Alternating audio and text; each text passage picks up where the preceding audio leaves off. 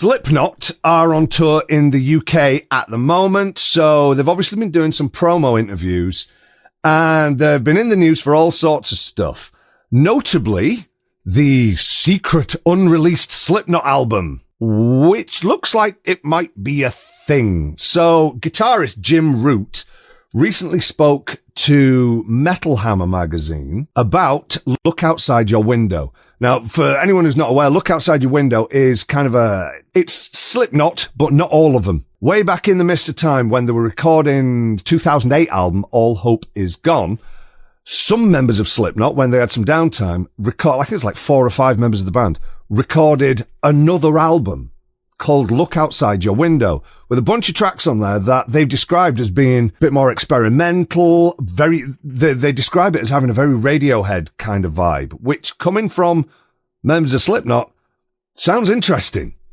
However, it's been in the ether for however long. Since 2007, when they were doing the sessions, maybe 2008. I mean, it's like, come on. How long does it take to do an album? They should just call it Chinese Democracy 2. It's taking that long. It's being produced by George R.R. Martin. This is the Winds of Winter in album form. It's taking that damn long. However, Jim Root has recently been chatting to Metal Hammer, and he says that he keeps on telling Clown that he's sick of waiting. That he's just going to, and I quote, "I'm just going to throw it up on YouTube, then put a link to it on my Instagram or something." And apparently Clown's response is like, "Don't, dude.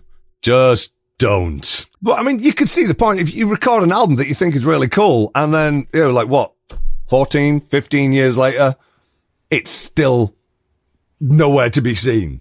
But the timing of that, so Paul Gray may have been part of that. I don't know. He may have been. So that could explain delays, because the effect it had on the band and the members of the band, and so maybe just out of respect, out of just pain. I have no idea. I'm purely speculating. Yeah. But he was live then, and so his death was not so far. He was 2010, I think he died. So maybe the timing, that maybe they did have a plan, and maybe that got thrown, and now let's do something with it. I don't know. I mean, once again, I'm just guessing, but that may explain why things are a bit difficult and who knows? Delicate. We know that it's called Look Outside Your Window. But I've done some digging on this. We've never actually seen which members of Slipknot are involved in it. So as much as you say that Paul Gray may be involved, Joey Jordison may be on it. Indeed. Yeah. That's a good point. So, yeah, extra complication. Yeah. Yeah. So, and we know that there have been legal issues in the past between Slipknot and the Jordison estate. So who knows? There could be any number of reasons. However, this is interesting. Clown has been talking to NME, and according to Shawn, the album now has artwork and a marketing plan behind it. Well, because we know in the modern day and age, normally you're not going to just go, "Hey, here's some music." You need to have the artwork sorted, track listing, marketing. Like, how are you going to market this album?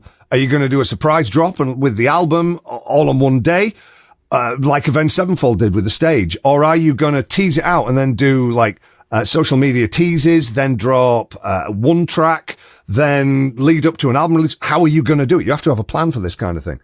However, according to NME, this was written down by Metal Injection, Shawn Crahan notes that the album is finally in the hands of management with artwork and a marketing plan, and should likely be out after the holidays are over.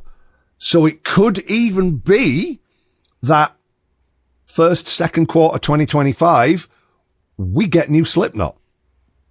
Well, sort of. Maybe. Kind of Slipknot. Kind of Slipknot, because I'm intrigued which members, because that will influence things tremendously. So, and I think where you said sort of Radiohead-y, that intrigues me. So it's not going to be Slipknot as we understand it, which intrigues me more. Yeah, so, I'm really intrigued about this. Yeah, it's like, wow, I'd like to hear that, and maybe the time has come. So hopefully it's just not some fucking promotional gag. Yeah. Don't do that, please. Please don't do that. I'm losing faith in everything, not you.